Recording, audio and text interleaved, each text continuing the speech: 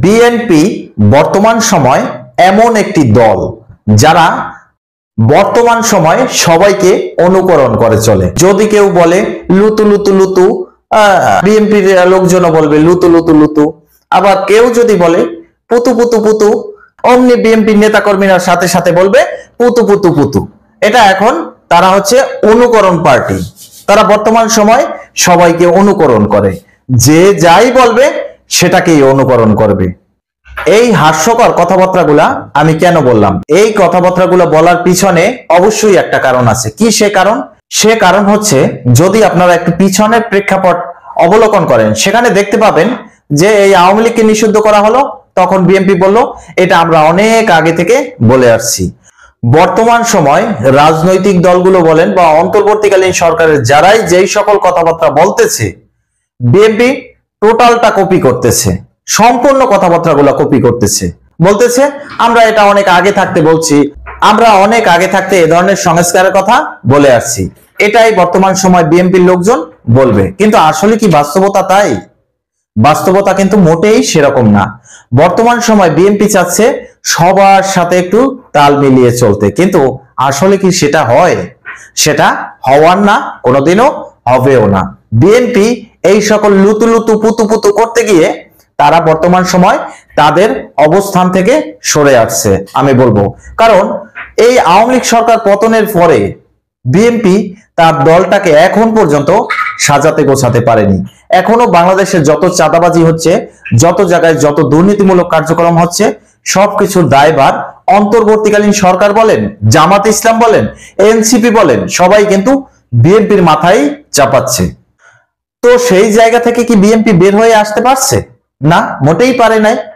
এবং ভবিষ্যতে কবে যে পারবে সেটাও কিন্তু বলা যায় না। কারণ এই যে দেখেন, বেগম খালেদা জিয়া চিকিৎসার জন্য বিদেশে গেল, তিনি ফিরে আসলেন তার পুত্রবধূ সহ, কিন্তু তারেক রহমান তো আসলো না।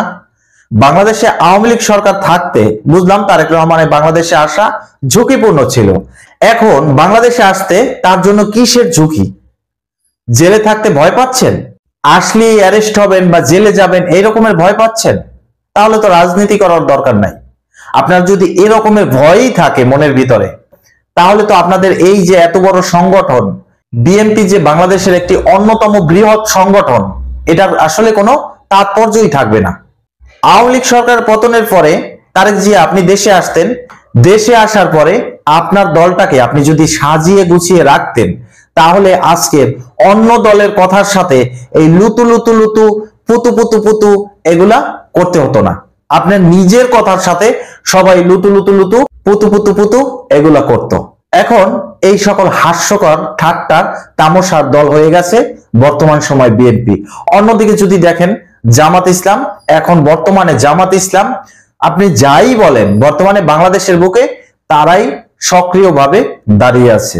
কই, বিএনপি তো এখনো কোনো সক্রিয় ভূমিকা পালন করতে পারলো না। যেই জিনিসটা কাছে থেকে করা যায় সেটা দূরে থেকে কখনোই করা যায় না। আর নিজের কাজটা অপরের উপরে আপনি ভরসা করে কখনোই করতে পারবেন না। আজকে যদি তারেক রহমান দেশে থাকতো, তাহলে তার দলের অবস্থা এরকমের থাকতো না। মির্জা আব্বাস, মির্জা ফখরুল ইসলাম আলমগীর, গয়েশ্বরচন্দ্র রায়, এরা ঠিক আছে, সবাই প্রবীণ রাজনীতিবিদ, সবারই ভালো রাজনৈতিক দক্ষতা আছে। কিন্তু তারপরেও যদি তারেক রহমান সাহেব বর্তমান সময় বাংলাদেশে থাকতেন, আমি মনে করি ব্যক্তিগতভাবে সম্পূর্ণটাই আমার মতামত যে তাহলে বিএনপি দলটা আরো সাজানো গোছানো থাকতো এবং বাংলাদেশের যে একটা বড় রাজনৈতিক দল তার প্রমাণ থাকতো। অবশ্যই মির্জা ফখরুল ইসলাম আলমগীর, মির্জা আব্বাস বা গয়েশ্বরচন্দ্র রায়ের মতো রাজনীতিবিদরা অবশ্যই তাদের ভালো রাজনৈতিক জ্ঞান আছে, তাতে কোনো সন্দেহের অবকাশ নেই। কিন্তু যিনি দলের কর্ণধর, তিনি যদি সামনে থেকে নেতৃত্ব না দিতে পারেন, তাহলে তো দলের অবস্থা এরকমেরই হবে যে অনুকরণ করা ছাড়া আর কোনো অবস্থা থাকবে না। এই যে আওয়ামী লীগ সরকারের পতনের পরে বাংলাদেশের ম্যাক্সিমাম জনগণ যে রাজপথে নেমে আসছিল, সেটার কারণ কি? বিএনপি যে এই দীর্ঘ 12-13 বছর রাজনীতি থেকে দূরে সরে আছে, বিএনপিকে যে বাংলাদেশের জনগণ মিস করছে, তারই প্রতিফলন দেখা গেছিল 5ই আগস্ট আওয়ামী লীগ সরকার পতনের পরে। কিন্তু সেই জনগণই বিএনপির উপরে এখন রুষ্ট, বিএনপিকে এখন তারা সহ্য করতে পারছে না। কেন? তার কারণ হচ্ছে এই বিএনপি দলটা এখন বর্তমান সময় সাজানো গোছানো নাই, নেতৃত্বের অভাব, যেটা নেতা না থাকলে হয়। দেশনেত্রী বেগম খালেদা জিয়া ঠিকই দেশে আসছেন, কিন্তু আসলে কি তার এখন এই রাজনৈতিক সেই সক্ষমতা আছে বা দলকে একটা সঠিক পথ দেখানোর মতন বয়স বা মানসিক অবস্থা তার কি আছে?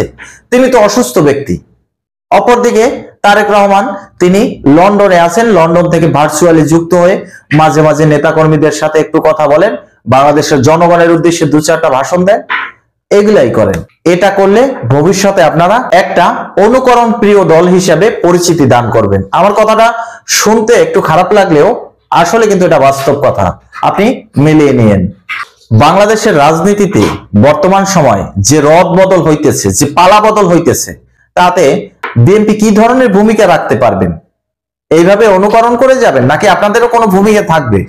নাকি অন্তর্বর্তীকালীন সরকারের প্রধান উপদেষ্টা ডক্টর মোহাম্মদ ইউনূস তার অন্তর্বর্তীকালীন সরকারের যে উপদেষ্টা কমিটি আছে সেইটা নিয়ে যেই মতামত বা যেই ডিসিশন দিবেন আপনারা সেটাই মেনে নেবেন? তাহলে আপনারা যে একটা রাজনৈতিক দল সেটার কোনো মূল্যায়ন থাকবে না ভবিষ্যতে।